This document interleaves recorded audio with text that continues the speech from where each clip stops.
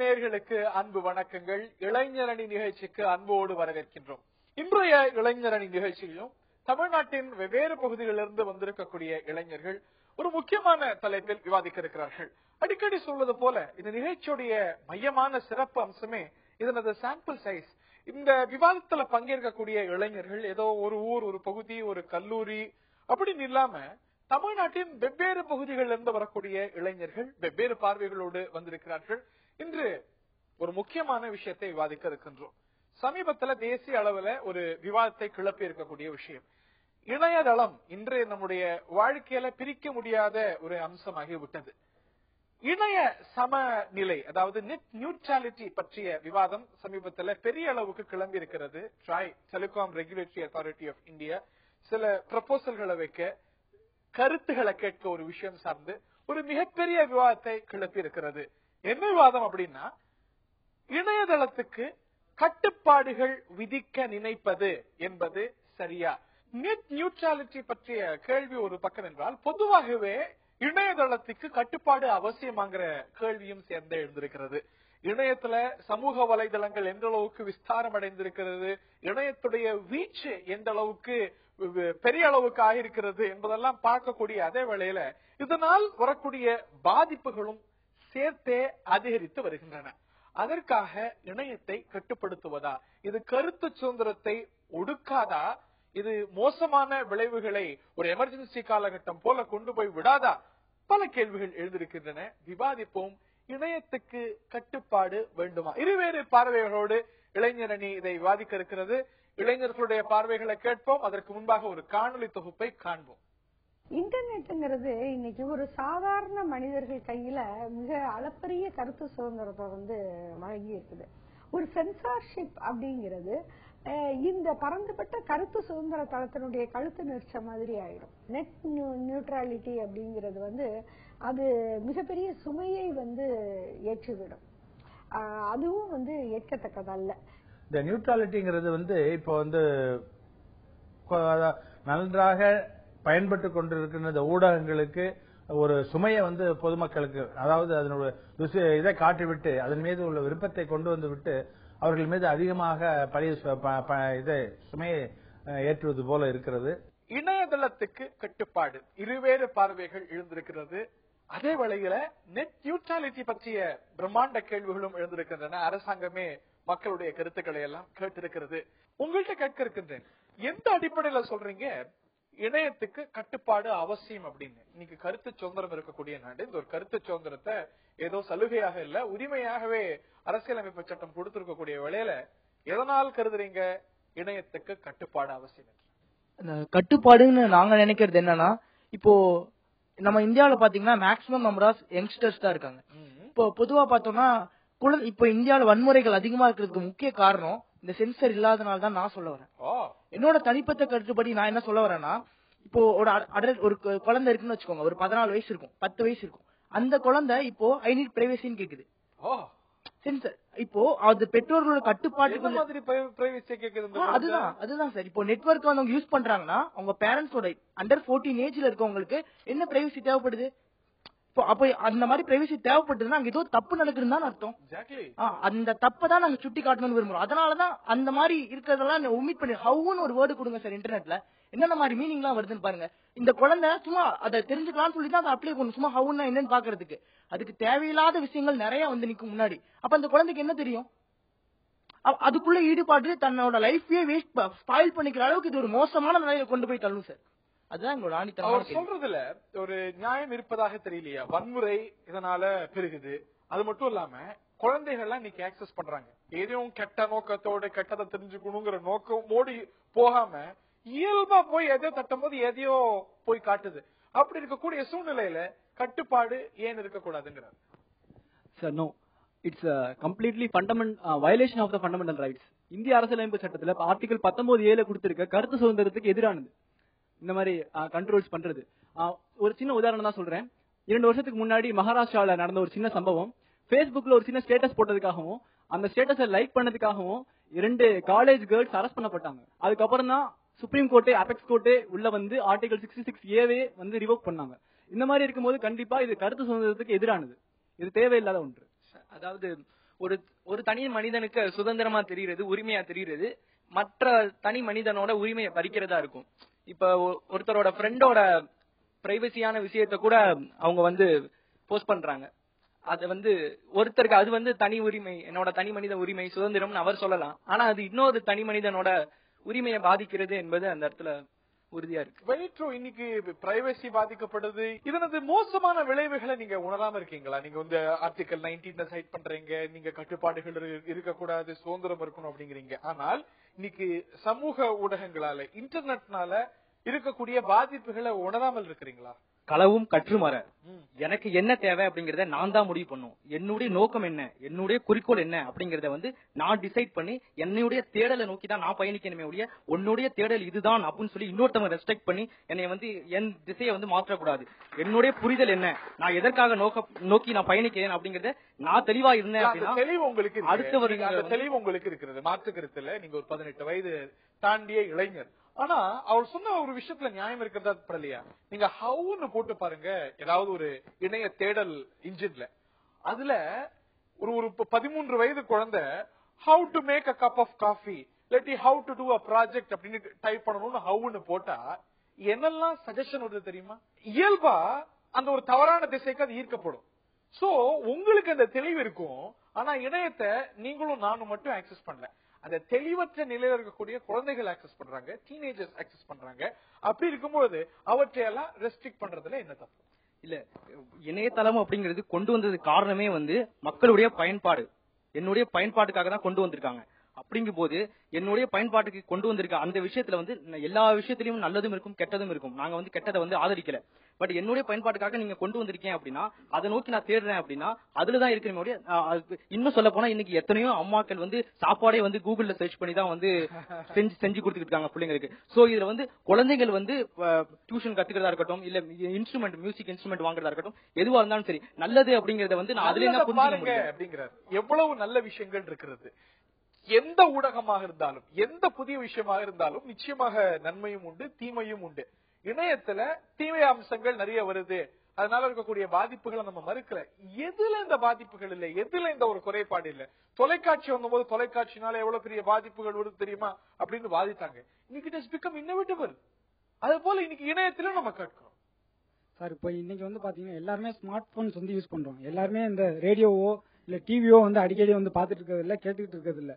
ஆனா நம்ம கையில ஸ்மார்ட் போன் வச்சுட்டு எதை சர்ச் பண்ணாலும் உடனே கிடைக்குது.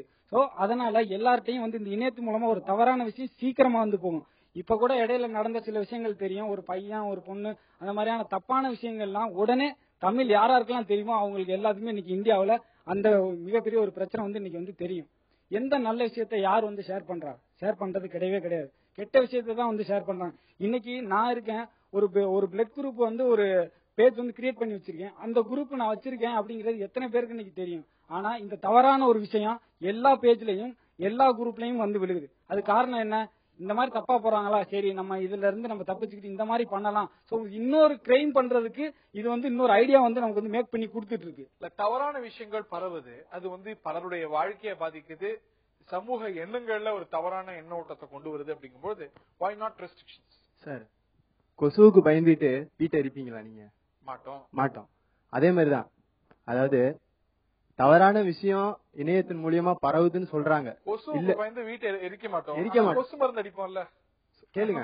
அதான் சார், கொசு மருந்து அடிப்போம், வலை போடுவோம்ல, வலை போடுவோம் எல்லாம். சாயந்தரம் கொசு வருது அப்படின்னு சொல்லிட்டு வீட்டுல வலை போடுங்க, வலை போடுங்கிறாரு. இனிமே வேண்டாம்னு சொன்னா நீங்க இந்த வார்த்தை வைக்கலாம். நீங்க சென்சார்ஷிப்னு சொல்றீங்க இல்லையா, அது வீட்டை எரிக்கிற மாதிரி வலை போடுறதுக்கும் பாசிபிலிட்டி இருக்கு. அதுதான் நான் இப்ப சொல்ல வந்திருக்கேன். உங்களுக்கு புரியுதா? அதாவது சென்சார்ஷிப் அப்படின்னு ஒண்ணு வருதுனாலே அது என்ன அர்த்தம்னா, யாரோ ஒருத்தர் தான் அதை சென்சார் பண்ண போறாங்கன்னு அர்த்தம். மொதல் பாயிண்ட். ரெண்டாவது பாயிண்ட், இப்படி சென்சார் பண்ண போறவங்க வெளிப்படையா பண்ணுவாங்களா, வெளிப்படை இல்லாம பண்ணுவாங்களா, எந்த அடிப்படையில சென்சார் பண்ணுவாங்க அப்படிங்கறதெல்லாம் திரைக்கு பின்னாடி போயிருது. ரெண்டாவது பாயிண்ட், ஏதோ ஒரு தனி மனிதர் கையில நம்ம அதை கொடுத்துட போறது இல்ல, அதுக்குன்னு ஒரு ரெகுலேஷன் கொண்டு வர போறோம். அதுல ஒரு கருத்தொற்றுமை வரணும்.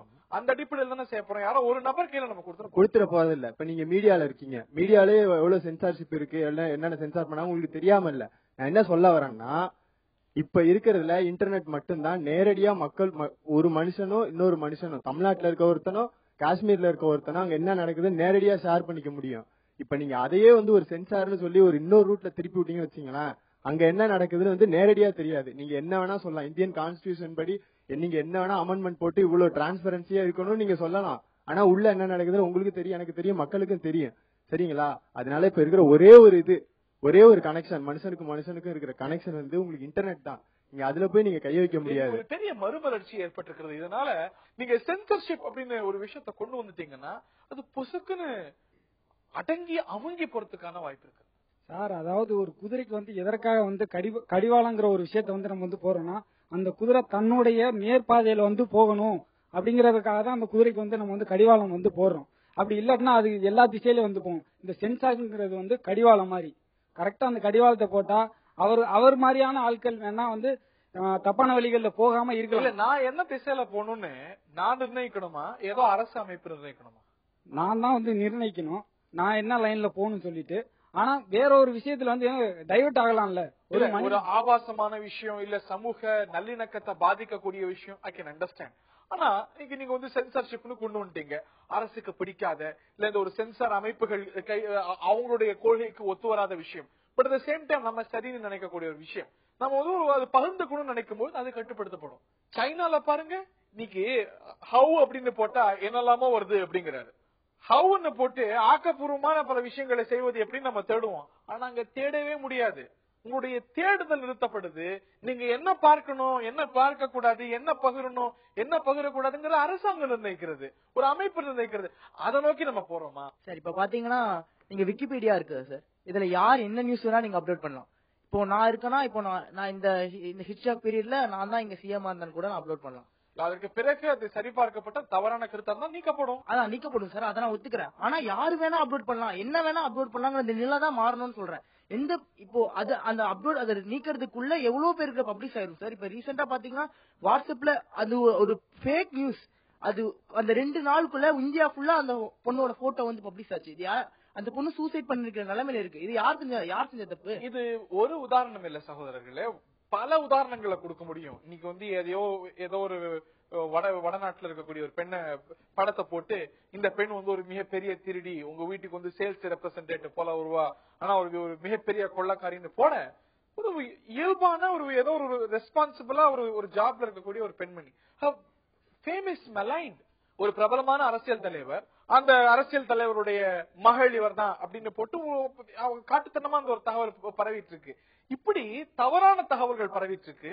இன்னும் சொல்ல போனா சமூக நல்லிணக்கத்தை பாதிக்கக்கூடிய தகவல்கள் பரவிட்டு இருக்கு, துவேஷ தகவல்கள் பரவிட்டு இருக்கு. அப்படிங்கும்போது இதற்கு ஏன் கட்டுப்பாடு இருக்கக்கூடாது?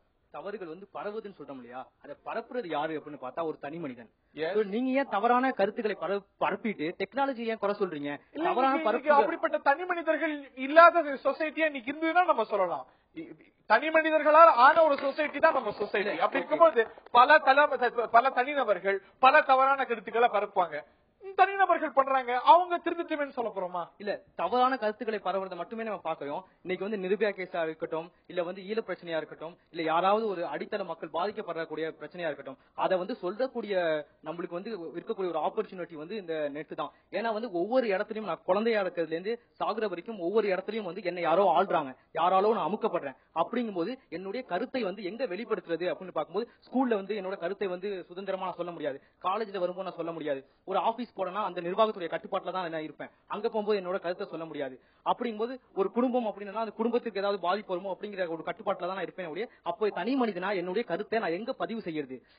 தவறுகள் நீங்க செஞ்சா கூட அந்த தவறுகளை வந்து தவறுகள் அப்படின்னு சொல்றதுக்கு யார் முன் வர்றது, எங்க முன் வர்றது அப்படிங்கறதுதான் என்னுடைய கேள்வி. இன்டர்நெட் அப்படின்னு பார்க்கும்போது சாமானியனுக்கு மிகப்பெரிய ஒரு ஆயுதத்தையும் கேடயத்தையும் சேர்த்தே கொடுத்திருக்கிறது.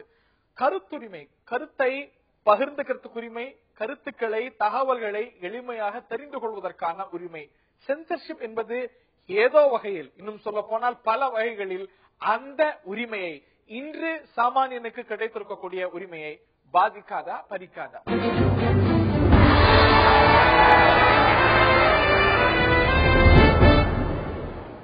நான் இந்த நீட்ட கேட்க இருக்குது, நீங்க ஆர்டிகல் 19 ஆஃப் தி இந்தியன் கான்ஸ்டிடியூஷனை குறிப்பிட்டீங்க. அதுதான் கருத்து சுதந்திரத்தை சாமானியனுக்கு இந்த நாட்டுடைய பிரஜைக்கு கொடுக்கிறது.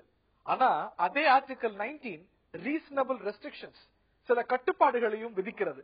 அந்த கட்டுப்பாடுகள் மீறப்படுகின்றன சமூக ஊடகங்களுடைய பயன்பாட்டுல, இணையத்துடைய பயன்பாட்டுல அப்படிங்கும்போது அவை ஏன் ரெஸ்ட்ரிக்ஷன்ஸ்க்கு உட்படக்கூடாது? தனி மனிதரோட ஒழுக்கத்தை சார்ந்து பார்க்கும்போது அவருடைய எதிர்காலம், ஒரு சின்ன குழந்தையோட எதிர்காலம் பாதிக்கப்படுற மாதிரி ஒரு விஷயம் கண்டிப்பா எல்லா நாடுகள்லயும் சமநிலையில தான் இருக்குன்னு நான் கருதுறேன். ஒரு சின்ன குழந்தை, நண்பர் சொன்னாரு 10 வயசு இருக்க குழந்தை, 14 வயசு இருக்க குழந்தை வந்து பார்க்க கூடாத விஷயங்களை இன்டர்நெட்ல தெரியாத ஒரு விதத்துல பாக்குது. அது எந்த குழந்தை, எந்த நாட்டுல இருந்தாலும், எந்த குழந்தையா இருந்தாலும் அது அதுக்கு பாதிப்பு கண்டிப்பா இருக்கும். அப்ப அப்படி இருக்கும்போது அது போன்ற கண்டென்ட்டை ஏன் உலகளாவிய ஒரு சிந்தனையோட நம்ம பார்க்க மாட்டேங்கிறோம்? ஏன் நம்மளோட பெர்செப்ஷனை நம்ம நேரோ டவுன் பண்ணிக்கிறோம் அப்படின்றத எங்களோட கொஸ்டின். பிரச்சனைக்குரியதா கொண்டு வரப்படுது. இப்போ ஒரு வெப்சைட்டாலேயோ இல்லாட்டி ஒரு கருத்தாலேயோ இல்ல ஒரு பதிவாலேயோ பிரச்சனை அப்படின்னு அரசாங்கத்துக்கோ அது சார்ந்த அமைப்புக்கோ கொண்டு வரும்போது அதை சென்சார் பண்ணணும். அதற்கு ஒரு அமைப்பு இருக்கணும், டெடிகேட்டட் பாடி ஒன்னு இருக்கணும் அப்படிங்கிறது இந்த பக்கத்தோட கருத்தா இருக்கும். கண்டிப்பா டெடிகேட்டட் ஒரு பாடி இருக்கணும். ஆனா அவங்களோட வியூ எப்படி இருக்கணும்னா, என்னதெல்லாம் நான் பார்க்க கூடாதுன்ற மட்டும் தான் நேரோ டவுன் பண்ணணும். அவங்க என்ன சொல்றாங்கன்னா, நீங்க இதை மட்டும் பாருங்க, இதை மட்டும் பாருங்கன்னு சொல்றாங்க. அது தவறு நாங்க சொல்றோம். பிரச்சனைக்குரிய விஷயத்த வந்து யாரும் வந்து அப்படியே வந்து கட்டுக்கடங்காம அனுமதிக்கணும் அப்படின்னு நம்ம சொல்லல. உச்ச நீதிமன்றமே கூட கேட்டிருக்கிறது, இந்த வந்து ஆபாச இணையதளங்களை எல்லாம் பேன் பண்றதுக்கு ஏதாவது வழி இருக்கிறதா? குழந்தைகள் பாதிக்கப்படுறாங்க, இந்த மாதிரியான காட்சிகளை, இந்த மாதிரி படங்களை பாக்குறவங்களுடைய எண்ணிக்கை பெருகிட்டு இருக்கு. வாட் கேன் பி டன் உச்ச நீதிமன்றம் கேள்வி கேட்குது அரசாங்கங்கள்ட்ட. கருத்து சுதந்திர பாதிப்புங்கிறத தாண்டி கருத்து திணிப்பை கொண்டு வந்துடும். சைனா மாதிரியான நாடுகள்ல எதை பார்க்க கூடாதுங்கிறத தாண்டி எதை பார்க்கணும் அப்படிங்கறத அரசாங்கம் தீர்மானிக்கிறது. அது போல ஒரு நிலையை கொண்டு வந்தா நம்ம நாட்டுல அது சரி வருமா என்ன? அவர் சொல்ற மாதிரி செக்ஷன் 19A படி சென்சார்ஷிப்ன்றது ஒரு தனி மனித ஒழுக்கத்தை பறிக்கிற மாதிரி இருக்கு. ஒரு சின்ன ஒரு வார்த்தை லைன், சிலையும் நீயே சிற்பியும் நீயே, உன்னை நீ சரி செய்து கொள், உலகம் தானாக சரியாகிவிடும் அப்படின்னு சொல்லியிருக்காங்க. ஆனா அப்படி இருந்த இவ்வளவு நாளா தனி மனித ஒழுக்கத்தை மேம்படுத்த எல்லா வித கருத்துக்களும் இருக்கு. அப்படிதான் சென்சார்ஷிப் இல்லாம தான் இருக்கு. அப்படி இருந்த எந்த ஒரு சேஞ்சுமே வரலையே. வந்துருமா அப்படின்னு இல்ல, ஒரு டிராஸ்டிக் அதுக்கு லூப் ஹோல்ஸ் இருக்கு. இன்னைக்கு ஒண்ணும் இல்ல, இன்னைக்கு வந்து இந்தியாவில பார்க்க தகுந்த படம் அல்ல அப்படின்னு ஒரு படம் வந்து பேன் பண்ணப்படுது. ஆனா அதனாலே பல பேருக்கு என்னதான் இந்த பேன் பண்ண படத்தில் அப்படி இன்ட்ரெஸ்ட் எடுத்து லூப் ஹோல்ஸ் கண்டுபிடிச்சு அந்த வந்து இந்தியாவுடைய மகன்கிற படத்தை நிறைய பேர் இணையதளத்துல பார்த்தாங்க. So it is impractical. நீங்க கேட்கக்கூடிய இந்த ஒரு பேன் அப்படிங்கிறது இந்த இன்டர்நெட் ஏரால இம்ப்ராக்டிக்கல் அப்படிங்கறது உங்களுடைய கருத்து. டெக்னிக்கலி ஒரு சில விஷயங்களை மட்டும் வந்து நான் வந்து சொல்றேன். நீங்களே வந்து முன்னாடி வந்து சொன்னீங்க, ஒரு பர்சன் வந்து ஒரு விஷயத்த நம்ம சர்ச் பண்ணி போக சொன்னா இன்னொரு விஷயத்த வந்து டைவர்ட் ஆகிறான் ஃபர்ஸ்ட் ஒன். அதுக்கப்புறம் வந்து பாத்தீங்கன்னா தேவையில்லாத அன்வான்ட் விஷயத்த ஒரு பக்கம் பாக்குறோம், இன்னொரு பக்கம் வந்து பாத்தீங்கன்னா ஒரு விஷயத்த விஷுவலைஸா காமிக்கிறப்ப மொத்தமா அவன் தெரிஞ்சுக்கிறப்ப கண்டிப்பா அந்த தப்பை அவன் செய்வான். இப்ப ஒரு இணையதளம் மூலமா நான் இந்த விஷயத்த நான் கண்டுபிடிச்சேன்னு சொல்லி யாராச்சும் ஏதாவது ஒரு சொல்லுங்க பாக்கலாம். அதே சொல்ல முடியும். சொல்லுங்க, ஏதாச்சும் ஒண்ணு சொல்லுங்க. இணையத்தின் மூலமா கெட்ட விஷயங்கள் மட்டும் தான் பார்த்து பண்றாங்கன்னு சொல்ல வரீங்களா? கெட்ட விஷயங்கள் மட்டும் பார்த்து பண்றாங்கன்னு சொல்ல வரல, கெட்ட விஷயங்கள் வந்து அதிகமா பண்றாங்க நல்ல விஷயங்களை விட அப்படின்னு வந்து நான் வந்து சொல்ல வரேன். எப்படி சொல்றீங்க? என்ன புள்ளிவரத்தின் அடிப்படையில சொல்றீங்க? அது ரொம்ப ஒரு பொதுமைப்படுத்தின ஒரு கருத்து இல்லையா? ஒரு பாம் எப்படி செய்யறது அப்படிங்கறது இன்னைக்கு நெட்ல சர்ச் பண்ணா கிடைக்குமா? கிடைக்காது. நிச்சயமா கிடைக்கும். அந்த கூட்டத்தினரை எனக்கு வந்து பிடிக்காது அப்படிங்கறதுக்காக நான் ஒரு பாம் இது நெட்ல பார்த்து அதை வந்து அவங்க செஞ்சு வச்சுட்டேன்னா ஆக்கப்பூர்வமான நல்ல பல விஷயங்கள் செய்வது எப்படின்னு நீங்க தேடினா கிடைக்கும். ஆனா ஒருத்தருக்கு இன்னைக்கு விருப்பு வெறுப்புகள் வந்து பாத்தீங்கன்னா வேற வேற மாதிரி இருக்கலாம், அவரை பிடிக்காம வந்து போகலாம். நீங்க சொல்ற இன்னொரு விஷயத்த நான் வந்து சொல்றேன், தன்னுடைய கருத்துக்களை தெரிவிக்கணும் அப்படிங்கறது வந்து ஃப்ரீயா இருக்கணும் நீங்க வந்து சொல்ல வரீங்க. ஆனா நான் என்ன வந்து சொல்றேன்னா, உன்னுடைய கருத்தை வந்து நீ வந்து சொல்ல வருவ, ஆனா அது அவருக்கு பிடிக்காம இருக்கலாம், இவருக்கு பிடிக்காம இருக்கலாம், இல்ல உண்மைக்கு மாறாக கூட இருக்கலாம், உனக்கு ஒத்துக்கக்கூடிய ஒரு விஷயம். அப்படிப்பட்ட விஷயங்களை தான் சென்சார் மூலமா கட் பண்ணணும் அப்படின்னு நான் வந்து சொல்றேன். இந்த வேர்ல்ட்ல எந்த ஒரு விஷயமா இருந்தாலும் அதுல வந்து ப்ரோஸும் இருக்கும் கான்ஸும் இருக்கும். நாங்க என்ன சொல்ல வரோம் அப்படின்னா, எந்த ஒரு எந்த புத்துல எந்த பாம்பு இருக்குன்னு பாக்காம எந்த பூல எந்த தேன் இருக்குன்னு பாருங்கன்னு நாங்க சொல்றோம். அவங்க சொன்னாங்க சின்ன குழந்தைங்க எல்லாம் தேவையில்லாத அன்வான்ட் சைட்ஸ பாக்குறதுனால கெட்டு போறாங்க அப்படின்னு. அதுக்காக வந்து சென்சார் தான் ஒரு சொல்யூஷன் கிடையாது. அதுக்கு ஃபில்டர் சாஃப்ட்வேர் நிறைய இருக்கு, அதுக்கு தகுந்த மாதிரி அதை வந்து நம்ம இன்ஸ்டால் பண்ணலாம். அந்த ஃபில்டர் சாஃப்ட்வேரை இன்ஸ்டால் பண்ணா அந்த சைட் வந்து ஓபன் ஆகாது, அந்த குழந்தை அதை பார்க்கவும் முடியாது. அதை விட்டுட்டு இது சென்சார்ஷிப் தான் வந்து அதுக்கு ஒரு சொல்யூஷன் சொல்றது வந்து ஏத்துக்க முடியாது. அந்த ஃபில்டர் சாஃப்ட்வேர்ல கூட சில நடைமுறை பிரச்சனைகள் இருக்கிறது. உதாரணத்துக்கு நீங்க வந்து ஒரு வார்த்தைக்கு தான் நீங்க வந்து இந்த ஃபில்டர் போட முடியும். நான் சென்செக்ஸ்ங்கிற ஒரு விஷயத்தை கூட ஆக்சஸ் பண்ண முடியாம போயிடாதனால சோ இட் இஸ் இம்ப்ராக்டிக்கல் இல்லையா? சார் அவங்க சொல்ற பாயிண்ட் நான் அப்படியே ஒத்துக்கிறேன். சரி, நீங்க சொல்றதெல்லாம் ரைட்டு. இப்போ நாங்க எதுக்காக நாங்க என்ன நினைச்சு பேசுறாங்கன்னா, நாங்க ஃபுல்லாவே பேன் பண்ணணும் அப்படின்னு நாங்க பேசுற மாதிரி பேசுறாங்க. நாங்க இப்பவும் சொல்றோம், நெட்வொர்க்க பேன் பண்ண தேவையில்லை, நாங்க ரெஸ்ட்ரிக்ட் பண்ண தான் பாக்குறோம். கரெக்டான வியூல இப்போ நீங்க 133 சட்டம் போடுறாங்க, நம்ம ஊர்ல அடக்குமுறைக்காக போடுறாங்க. எதுக்கு போடுறாங்க? சரி, 144 சட்டம் போடுறாங்க. எதுக்கு போடுறாங்க? கலவரம் நடந்துச்சுன்னா அது கட்டுப்பாட்டுக்குள்ள இருக்கணும் அப்படிங்கறது. அந்த மாதிரி கட்டுப்பாடை தான் நாங்க கொண்டு வரணும்னு கேக்குறோம். இல்ல நீங்களே கூட சொன்னீங்க நல்ல பல விஷயங்கள் இருக்குன்னு. மாற்று கருத்தே இல்ல. இன்டர்நெட்ல அவங்க கூட சொல்ல மாட்டாங்க இன்டர்நெட்ல வந்து கெட்டது மட்டும் தான் இருக்கு அப்படின்னா தப்பான வாதம். ஆனா கெட்டது இருக்கும் பொழுது அத எப்படி கட்டுப்படுத்துவது? அதற்கு ஒரு மெக்கானிசம் வேண்டாமா? அதை வந்து நம்ம பரப்ப விட்டுட்டே இருக்க போறோமா இந்த நேம் ஆஃப் ஃப்ரீடம்? நாங்க வந்து அதை வந்து கொண்டு வரணும் இல்ல வேணும் அப்படின்னு நாங்க சொல்ல வரல. நாங்க என்ன சொல்ல வரோம்னா, இப்போ வந்து இந்தியா நீங்க சொன்ன மாதிரி அதிகமான மக்கள் வந்து இந்தியால பாக்குறாங்க அப்படின்னா பாக்குறது வந்து நம்மளுடைய தவறு. அது வந்து அந்த தவறை களைவது எப்படி? நீங்க தவறு நடக்குது அப்படின்னா திருடனாய் பார்த்து தனி மனிதர்கள் குற்றம் செய்யறாங்க அப்படின்னு அது வந்து ஜஸ்டிஃபை தான். திருடனாய் பார்த்து திருந்தாவிட்டால் திருட்டை ஒழிக்க முடியாது. நான் தான் திருந்தணும் இல்ல, ஐபிசி இருக்கு, சிஆர்பிசி இருக்குங்கிறதுனால திருந்தணும் அப்படின்னா நம்ம நாட்டுல சட்டமே தேவையில்லையே, போலீஸ் தேவையில்லையே, கோர்ட் தேவையில்லையே. ரேப்பு 300க்கு வந்து என்ன பனிஷ்மெண்ட் அப்படிங்கிறது நம்மளுக்கு தெரியும். ரேப்புக்கு பனிஷ்மெண்ட் இருக்கு, ஒருத்தவனை கொன்னா பனிஷ்மெண்ட் இருக்கு, கிரிமினல் கான்ஸ்பிரன்சி இருக்கு. சோ எல்லாமே பனிஷ்மெண்ட் இருக்கு. ஆனா வந்து நம்ம திருந்திட்டோமா, நாட்டுடைய சட்டத்தை எடுத்துருவோமா, சிஆர்பிசி எடுத்துருவோமா, ஐபிசி தூக்கிடுவோமா, நீதிமன்றமே வேண்டாம், எல்லாருமே பார்த்து திருந்துங்க, திருடர்களா பார்த்து திருந்துங்க, எல்லாருக்கும் நீதி போதனை கொடுப்போம் நம்ம வரப்போறோமா? இல்ல நீங்க வந்து எல்லாருமே திருடர்கள் இல்ல, திருடர்களை கட்டுப்படுத்த திருடர்கள் மீது நடவடிக்கை எடுக்க சட்டம் இருக்கிறது. அது போல நல்லது நடக்குது வரவேற்போம், தீயது இருந்தா கட்டுப்படுத்துவோம். நீங்க சொல்றதை நான் ஒத்துக்கிறேன். திருடர்களை வந்து பிடிக்கணும், உள்ள போடணும், தண்டனை கொடுக்கணும், கோர்ட் வேணும் எல்லாம் சொல்றீங்க. நான் அதை இல்லைன்னு சொல்லல. இப்ப சமுதாயத்துல பாதிப்பு ஏற்படுத்துறது ஒரு மெயினா நீங்க சொல்றது இந்த பார்னோகிராஃபி அப்படிங்கிற ஒரு அதுவும் ஒரு விஷயம். இப்ப நீங்க கரெக்டா ஐடென்டிஃபை பண்ணலாம். என்ன நான் சொல்றேன்னா, சமுதாயத்துக்கு பாதிப்பு தரதை வந்து நீங்க கரெக்டா ஐடென்டிஃபை பண்ணலாம். பார்னோகிராஃபியா நீங்க வந்து இந்தியாவில பிளாக் பண்ணுங்க அப்படின்னா நீங்க பிளாக் பண்ணிக்கீங்க. ஆனா நீங்க ஒரு சென்ட்ரலைஸ்டு ஒரு அத்தாரிட்டி போட்டு இன்டர்நெட்ல வர்ற எல்லாத்தையும் அதுக்குள்ள அனுப்பி வெளில எடுத்தீங்கன்னு வச்சுங்களேன், அத ஒரு சமுதாய விழிப்புணர்வு செயல்படுத்துறது, விசில் ப்ளோவர்ஸ் எல்லாம் இருக்காங்க பாத்தீங்களா, அவங்களெல்லாம் வந்து வாயடைக்க போக செஞ்சு அவங்கள சமுதாயத்தை விட்டு எராடிகேட் பண்றதுக்கு இந்த மாதிரி சென்ட்ரலைஸ்டு அத்தாரிட்டியால வந்து முடியுங்கிறதா எங்களோட வாதம். புரியுதுங்களா? இன்டர்நெட்ங்கிறது இன்னைக்கு சாமானியனுக்கும் ஒரு அரசாங்கத்து உள்நிலையில என்ன நடக்குதுங்கிற முதற்கொண்டு அந்த வியூல நீங்க பாருங்க. நீங்க சமுதாயத்தை கெடுக்குது, அது வந்து ஒரு செப்பரேட் வியூ. அது விவாதத்திலே வைக்க தேவையில்ல. அது வந்து ஒரு உண்மை. அந்த மாதிரி விஷயத்த பேன் பண்ணணும்னா பேன் பண்ணணும் தான். அதுக்காக நீங்க எல்லா விஷயத்தையும் ஆடிட் பண்ணி நீங்க வந்து மக்களை ஏமாத்த முடியாது. அதுதான் நாங்க சொல்ல வரோம். empower the common man. அவனுக்கு ஏற்கனவே இருக்கக்கூடிய உரிமைகளை பறிக்கும். இப்படி ஒரு அத்தாரிட்டி கொண்டு வரீங்க, சென்சாருக்கு ஒரு அமைப்பு வரணும், இது ஒரு அரசோட அமைப்பு பார்த்து தான் பண்ணணும் அப்படின்னா அரசாங்கம் தனக்கு பிடிக்காத விஷயம் இல்ல, அரசாங்கத்துக்கோ அமைப்புக்கோ எஸ்டாபிளிஷ்மெண்ட்டுக்கோ தர்ம சங்கடத்தை ஏற்படுத்தக்கூடிய விஷயம். ஆனால் சமுதாயத்துக்கு தேவையான விஷயங்கள் கூட கட்டுப்படுத்தப்படும். அவர் சொன்ன மாதிரி this will take us to the emergency era. ஒரு வார்த்தையில வந்து சொல்லலாம், அதாவது சென்ஸ் இல்லாத கருத்துக்களை மட்டுமே சென்சார் பண்ணணும் தான் நாங்க வந்து சொல்லிட்டு இருக்கோம். இப்போ வந்து அப்படி வந்து பாதுகாப்பு யார் நிர்ணயிக்கிறது?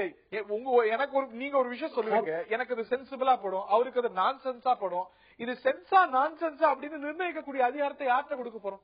அது வந்து ஒரு டீம் டிரான்ஸ்ஃபர் கொடுக்க போறோம். அந்த டீம் வந்து மறைச்சாலும் உண்மைகள் என்னைக்குமே மறைக்கலாம், ஆனா புதைக்க முடியாது. என்னைக்காவது ஏதோ ஒரு வகையில அரசுக்கு ஒரு செயல் இருக்க போகுது இல்லையா? அந்த ஒரு எஸ்டாபிளிஷ்மெண்ட்டுக்கு பிடிக்காத விஷயங்களை சொன்னோமானால் அது தடுத்து நிறுத்தப்படுமா படாத? கண்டிப்பா படாது சார். ஏன்னா ஒரு குழுங்கிறனால ஒரு தனி மனிதர் அப்படின்னு இருந்தா கூட நீங்க சொல்ற மாதிரி அவருக்கு பிடிச்ச விஷயம் இவருக்கு பிடிக்காம இருக்கலாம், அதனால அவங்க வந்து பேர்ன் பண்ணலாம். ஆனா ஒரு குழுன்னு இருக்கிறப்ப அத ஒரு 10 பேர் வந்து பரிசீலனை பண்ணி தான் அது வந்து இந்த மாதிரி பிரச்சனை சுயாதீனமான ஒரு குழு அப்படின்னு சொல்றீங்க. அப்படி ஆரம்பிச்சது எங்க போய் முடியும் அப்படிங்கிற அச்சம் இந்த தரப்பு கிட்ட இருக்கிறது. மேலும் பல கேள்விகள் எழுந்திருக்கிறது. நெட் நியூட்ரலிட்டி குறித்து விரிவா பேச இருக்கின்றோம்.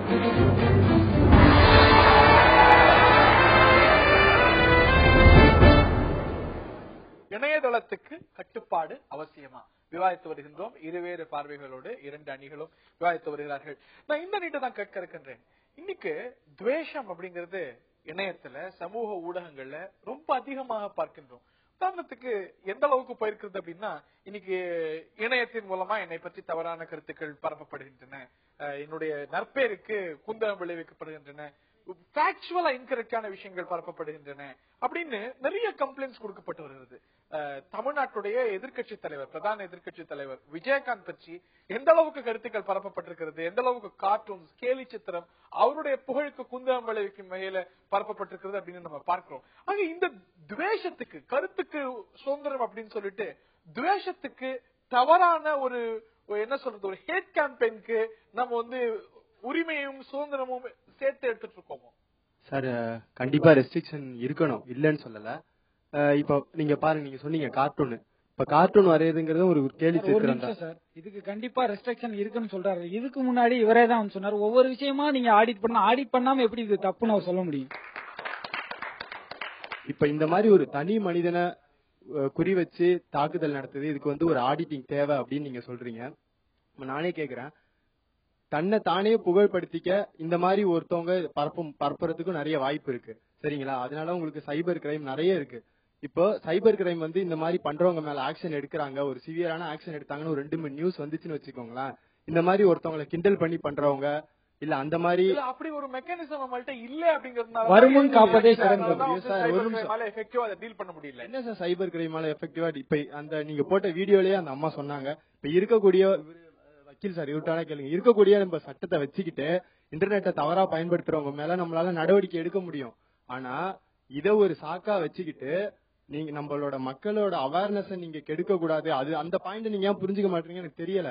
அது வந்து ஒரு மிகப்பெரிய ஒரு இது, நம்ம ஐடி தொழில்நுட்பம் இந்த காலத்து சமுதாயத்திற்கு வழங்கி இருக்கக்கூடிய ஒரு மிகப்பெரிய ஒரு பவர், அது இன்ஹரண்ட் உள்ள மறைஞ்சிருக்கிற பவர். அத வந்து அடக்க பாக்குறாங்க பெரிய தொழில் செய்யறவங்க, அவங்க செய்யற தில்லுமுள்ளு வெளில வரக்கூடாதுன்னு பெரிய அரசியல்வாதிகள் கவர்மெண்ட் எல்லாம் நினைக்குது.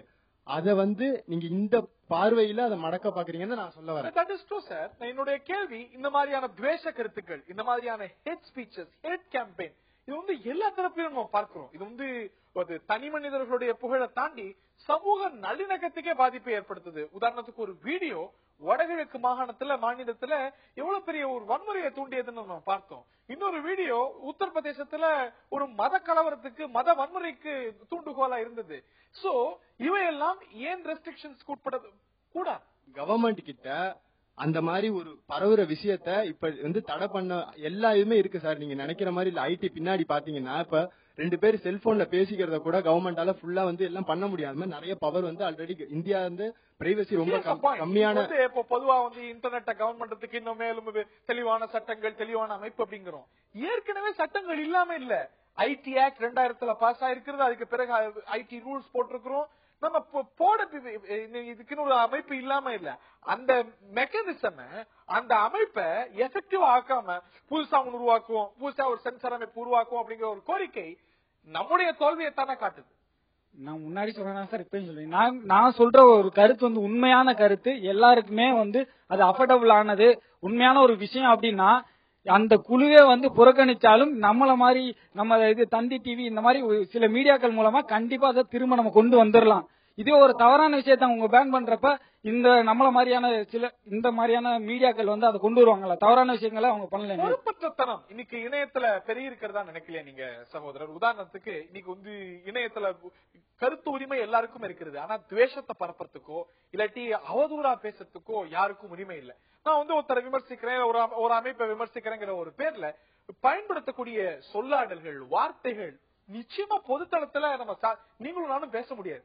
ஊடகத்தை விட்டுருங்க, நீங்க சாதாரண தளத்துல கூட பேச முடியாத விஷயங்கள்லாம் இணையத்துல பார்க்க முடியுது. சோ இவையெல்லாம் கட்டுப்படுத்த வேண்டாமா? இணையத்துல நீங்க சொல்ற மாதிரி குப்பைகள் இருக்கு. அந்த குப்பைகள் என்பது இணையம் என்ற ஒரு வெள்ளை பேப்பர்ல கருப்பு மையா அந்த குப்பைகள் இருக்கு. நீங்க என்ன சொல்றீங்கன்னா அந்த கருப்பு மையத்துக்கு இங்க இருந்ததுக்கு இங்க வைப்போம், இங்க இருந்து பேங்க்குக்கு இங்க வைப்போம், அப்புறத்துக்கு இங்க வைப்போம், அப்படிதான் பேசிட்டு இருக்கீங்க. நாங்க என்ன பேசுறோம்னா கம்ப்ளீட்டா அதை அழிச்சிருங்க அப்படின்னு நாங்க பேசுறோம். மோடி நீங்க கருத்து சொன்னீங்க, தனி மனிதரை பத்திய குறுஞ்செய்திகள் அவர் வந்து வம்பிழுக்கிற மாதிரி கருத்துக்கள் பதிவேற்றப்படுது. ஆனா அதை பேசிட்டு அதை அடுத்த நிமிஷம் அடுத்த நாளே மறந்துடுறோமே. ஏன் அதை முழுமையா அழிக்கணும்னா அது போன்ற அப்லோட் பண்ற நபர்களை கடுமையாக தண்டிக்கப்பட வேண்டும். சார் அவர் என்ன சொல்ல வர்றாருன்னா, இப்போ சென்சாருங்கிறது வந்து ரெஸ்ட்ரிக்ட் பண்ணி தான் வச்சிருக்கோம், எங்க பாயிண்ட் தான் அவரும் சொல்றாரு. இப்ப நான் சொல்றேன், இந்த லெவல் இப்போ நம்ம கண்ட்ரில வேர்ல்டு லெவல்ல டெரரிசம் இவ்வளவு தூரத்துக்கு வந்திருக்குன்னா, ஒரு டெரரிஸ்ட் அவனே ஒரு வெப்சைட் ஆரம்பிச்சு அதுல அவனே ஆள் சேர்க்க முடியுங்கிற அளவுக்கு வந்திருக்குன்னா இதுக்கு என்ன காரணம்? நம்ம இன்னைக்கு அரப் ஸ்ப்ரிங்க பார்த்து நம்ம பெருமைப்படுறோம். பாத்தீங்களா, இணையத்தின் மூலமா சமூக ஊடகங்களின் மூலமா என்ன மாதிரியான எழுச்சி ஏற்பட்டிருக்கு அப்படின்னு பார்க்கிறோம். தீவிரவாத இயக்கங்களும் ஆள் சேர்த்துட்டு இருக்காங்க. சமீபத்துல பார்க்கிறோம் IS அப்படிங்கிற ஒரு தீவிரவாத அமைப்பு இன்னைக்கு இதே இணையத்தை எப்படி பயன்படுத்திட்டு இருக்காங்க. அவையெல்லாம் கட்டுப்படுத்த வேண்டாமா? இதோட தொடர்புடைய ஒரு கருத்தை நான் முன்வைக்க விரும்புறேன்.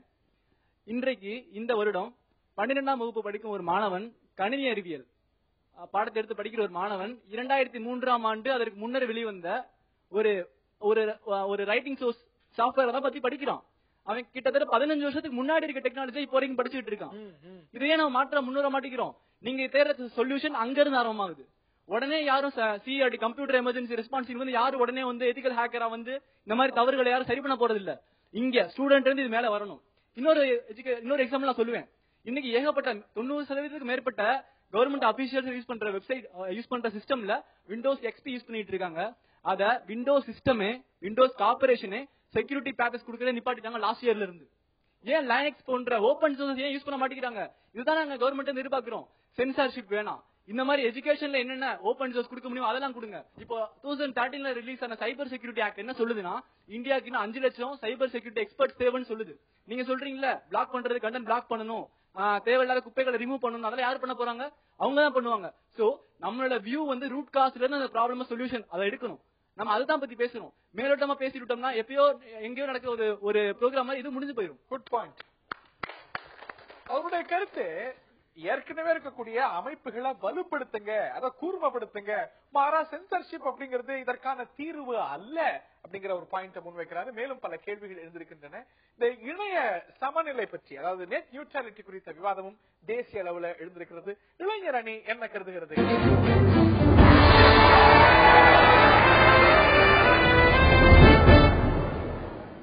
நெட் நியூட்ரலிட்டி இதற்கு ஒரு இது வந்து பறிக்கப்பட்டு விடக்கூடாது. இணையத்துல ஒரு சமநிலை அப்படிங்கிறது பறிக்கப்படுறதுக்கான ஆபத்து ஏற்பட்டிருக்கிறது அரசாங்கத்தோட இந்த கருத்து கேட்பனால, இந்த ட்ராயோட இந்த கருத்து கேட்பனால அப்படிங்கிற ஒரு அச்சம் எழுந்திருக்கிறது. இதை பற்றி உங்களுடைய பார்வை? பேஸ்புக், ட்விட்டர் இந்த மாதிரி சமூக வலைத்தளங்கள் வந்து பணம் கொடுத்துதான் வாங்குன்ற கட்டாயம் ஏற்படுறப்ப அந்த ஊதாரித்தனமா பேஸ்புக் 2 மணி நேரம், வாட்ஸ்அப்ல 2 மணி நேரம் இந்த மாதிரி டைம் ஸ்பெண்ட் பண்றவங்க வந்து அந்த பணம் கொடுத்துதான் அந்த இதை வந்து இது பண்ணணுமா அப்படின்னு யோசிப்பாங்கல்ல, அந்த தாட் வரும்ல.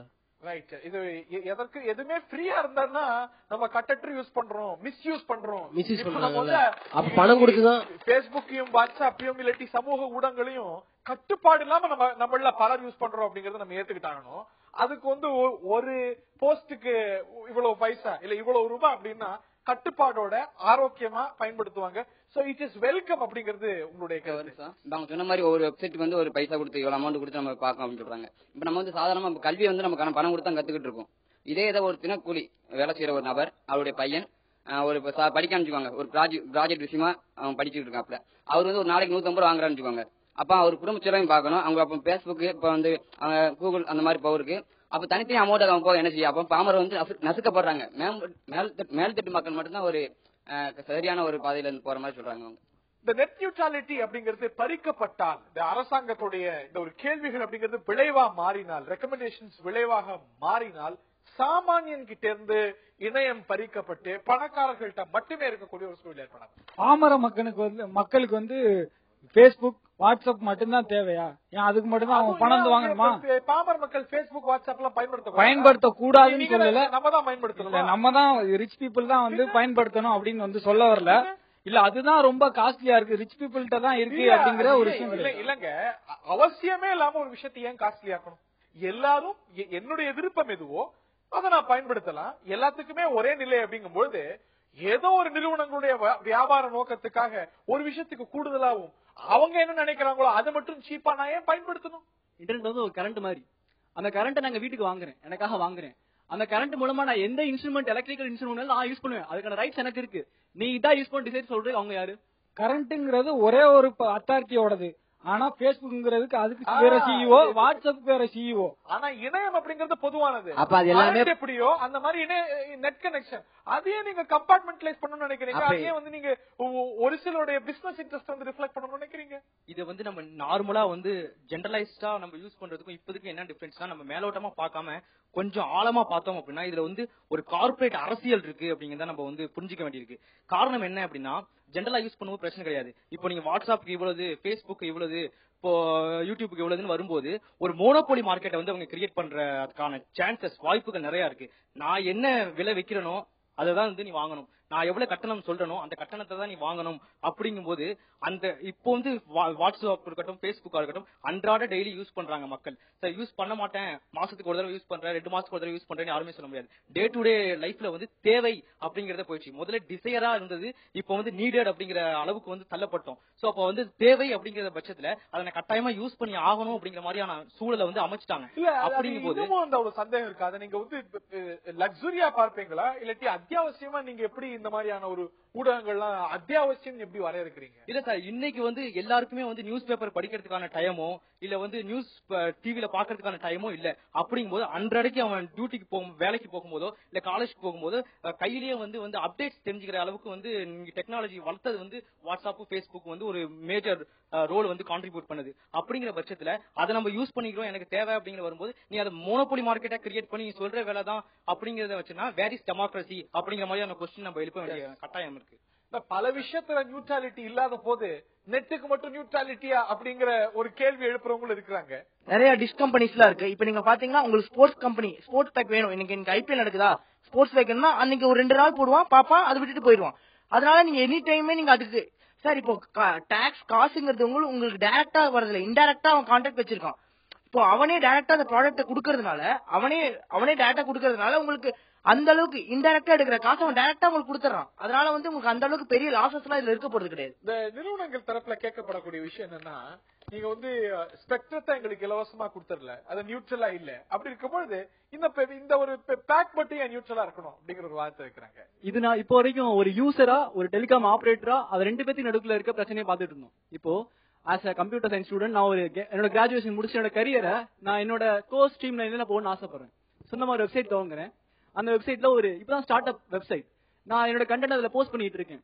நீங்க Facebook இந்த மாதிரி பெரிய பெரிய வெப்சைட்ஸ் நீங்க வச்சிருக்கீங்க, obviously anything of it use பண்ணிட்டு இருக்கும்போது உங்களால அந்த மாதிரி பெரிய பெரிய கம்பெனிஸோட டைப் வச்சுட்டு 100 crores 200 crores கொடுத்து டைப் வச்சுக்க முடியும். அது ஸ்டார்டர் என்னால எப்படி முடியும்? நீங்க என்ன டிஸ்கிரிமினேஷன் பண்றீங்கல்ல, என்னால எப்படி அதை ஆப்வியஸ்லி நான் உங்களோட கம்ப்ளீட் பண்ண முடியும்? Discrimination for me. இருவேறு பார்வைகள் எழுந்திருக்கின்றன நேர்களே. இணையத்துக்கு கட்டுப்பாடு அவசியமா? தொடர்ந்து விவாதிப்போம்.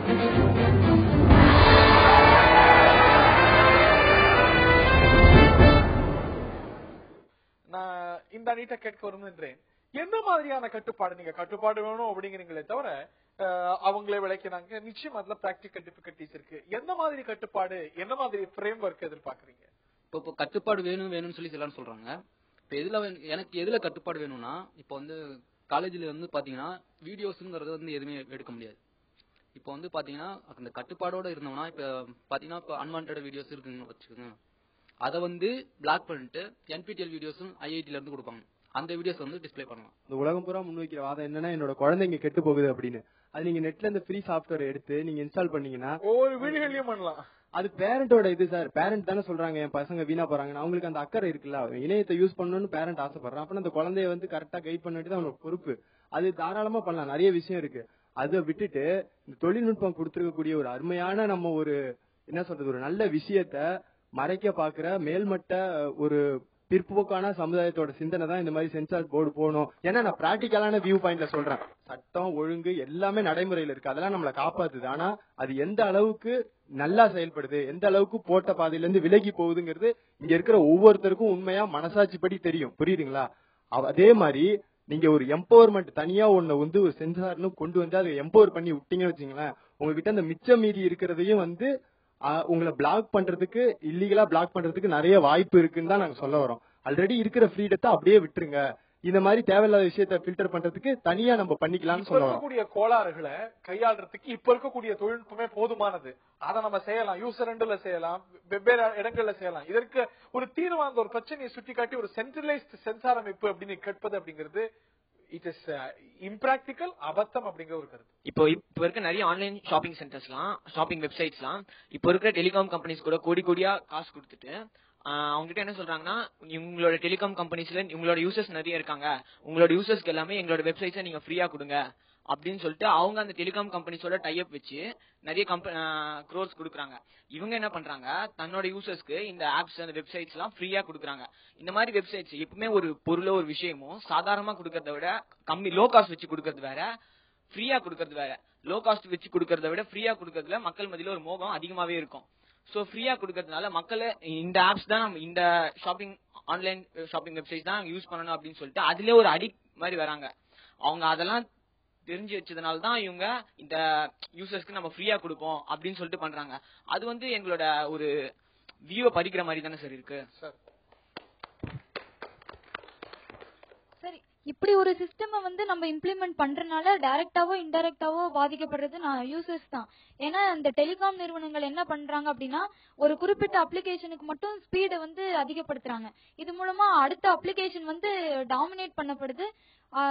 அதனால அடுத்த சமநிலை போகுது.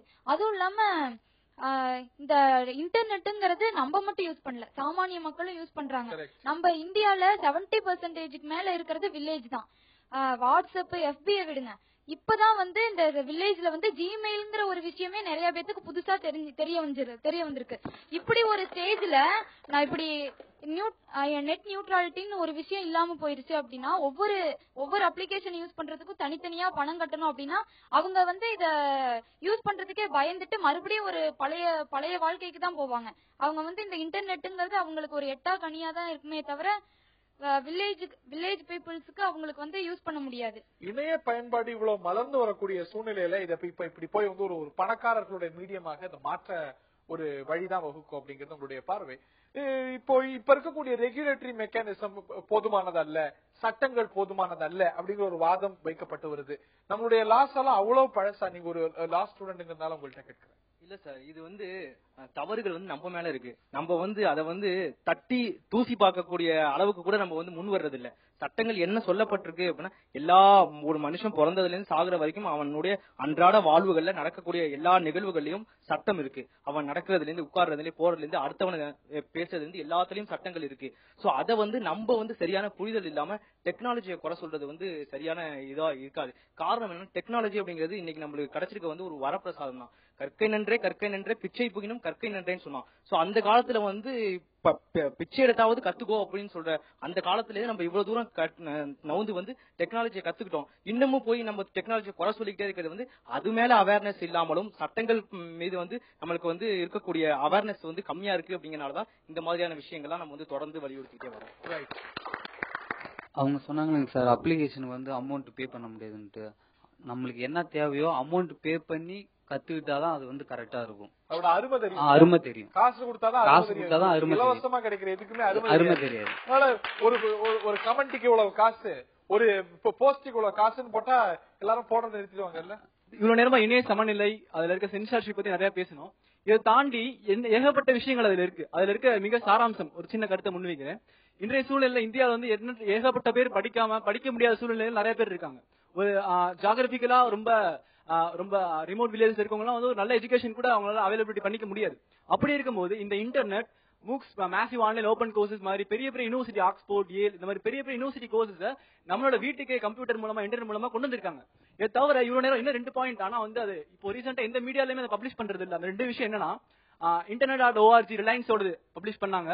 அதே நேரத்துல நியூசிலாந்து 2013ல கூகுள் லான்ச் பண்ண ப்ராஜெக்ட் லூன் ஒண்ணு. அதோட ப்ராஜெக்ட் என்ன அம்சம்னா, எந்த இடத்துல டிசாஸ்டர் நடந்திருக்கோ அதுக்கு மேல ஹீலியம் ஃபில் பலூனை பறக்க விட்டு அதுல இருந்து பவர்ஃபுல் வைஃபை கனெக்ஷன் கொடுப்பாங்க, ஃபுல்லி ஃப்ரீ. அங்க எங்கேயும் செலக்டிவ் வெப்சைட்ஸ் இருக்காது. அந்த மாதிரி ஃப்ரீ வெப்சைட்ஸ் நீங்க கொடுக்கும்போது ஆட்டோமேட்டிக்கா செலக்டிவ் வெப்சைட்ஸ் இல்லாதனால எல்லா வெப்சைட்டும் அவங்களால யூஸ் பண்ண முடியும். அந்த மாதிரி ப்ராஜெக்ட் கொண்டு வரலாமே, நல்லா இருக்கும். மைக்ரோசாஃப்ட் இன்னொன்னு கொண்டு வந்திருக்காங்க, என்னன்னா ஒயிட் ஸ்பேஸ் லேபிள் டெக்னாலஜி. என்னன்னா இன்னைக்கு பெரும்பாலும் எல்லாத்தோட வீட்லயே கேபிள் கனெக்ஷன் இருக்கு. அந்த கேபிள் கனெக்ஷன்ல 230 to 600 ஹெட்ஸ் வரைக்கும் அதுல இருக்க அந்த அலைவரிசை பிராட் வித் யூஸ் பண்ணாம தான் இருக்கும். அது கீழே மட்டும் யூஸ் பண்ணிட்டு இருக்கோம். அந்த டெக்னாலஜி யூஸ் பண்ணி ஒவ்வொருத்தவங்க வீட்டுக்கும் ஃப்ரீயா இன்டர்நெட் கொடுக்க முடியும், அல்லது நாமினல் காஸ்ட்ல இன்டர்நெட் கொடுக்க முடியும். இந்த மாதிரி நிறைய டெக்னாலஜிஸ் இருக்கும்போது, எக்ஸிஸ்டிங்ல இருக்கும்போது, இதை பத்தி நம்ம பார்க்காம இதுக்கு முன்னாடி இருக்க இந்த பெய்ட் ஆப்ஸ், அந்த அப்புறம் OTT இதை பத்தி நம்ம பேசுறது சரியா இருக்காது. இந்த மாதிரி தாண்டி இருக்க விஷயங்கள் டெக்னாலஜின்னு பார்த்தா இன்னும் நல்லா இருக்கும். இணைய சமநிலையை பற்றி 2 அணிகளும் தங்களுடைய பார்வைகளை முன்வைத்தார்கள். இது சார்ந்த ஒரு கருத்து கேட்பைத்தான் தொலைத்தொடர்பு ஒழுங்குமுறை ஆணையமானது கேட்டிருக்கிறது. பெரும் திரளான மக்கள் இணைய சமநிலையானது தொடர வேண்டும், இணையமானது சாமானியனையும் இப்பொழுதுதான் சென்றடைந்து வருகிறது, இது பாதிக்கப்படக்கூடாது, ஒரு சிலருடைய வெஸ்டர்ன் இன்ட்ரெஸ்டுக்கு இது பலியாக கூடாது அப்படிங்கிற ஒரு பார்வைக்கு இன்னொரு பார்வையும் இருப்பதை நம்மால் மறுத்துவிட முடியாது. மக்களுடைய கருத்து தான் இட் ஹேஸ் டு பிரிவேல். இணையத்துக்கான கட்டுப்பாடை பொறுத்த வரைக்கும் கருத்து சுதந்திரம் அப்படிங்கிறது சுப்ரீம். அது நிச்சயமாக யாரும் பறித்து விட முடியாது அவ்வளவு எளிமையில. ஒவ்வொரு குடிமகனுக்கும் இந்த அரசியலமைப்பு சட்டம் கருத்து சுதந்திரத்தை கொடுக்கிறது. அதே வேளையில அதுக்கு ரீசனபிள் ரெஸ்ட்ரிக்ஷன்ஸும் உண்டு. சுதந்திரம் என்பது கருத்துக்களை பரிமாற, தெரிந்து கொள்ள, தகவல்களை பரப்ப, அதை அறியும் உரிமை கொண்ட ஒரு விஷயம். ஆனால் இந்த ஒரு சுதந்திரம் என்பது துவேஷத்தை பரப்ப, இந்த நாட்டுல சமூக அமைதியை குலைக்க அல்ல. நிச்சயமாக இணைய சுதந்திரமும் மற்ற கருத்து சுதந்திரம் போலவே ஒரு சரியான ரெஸ்ட்ரிக்ஷன்ஸ்க்கு உட்பட்டு இருக்க வேண்டும். அதே வேளையில கருத்து சுதந்திரத்தை நசுக்கும் வகையிலான எந்த நடவடிக்கையும் நாம் அனுமதிக்க முடியாது. நிகழ்ச்சியில் பங்கு பெற்ற 2 அணிகளுக்கும் பார்த்த நேயர்களுக்கும் நன்றி கூறி விடைபெறுகின்றோம். வணக்கம்.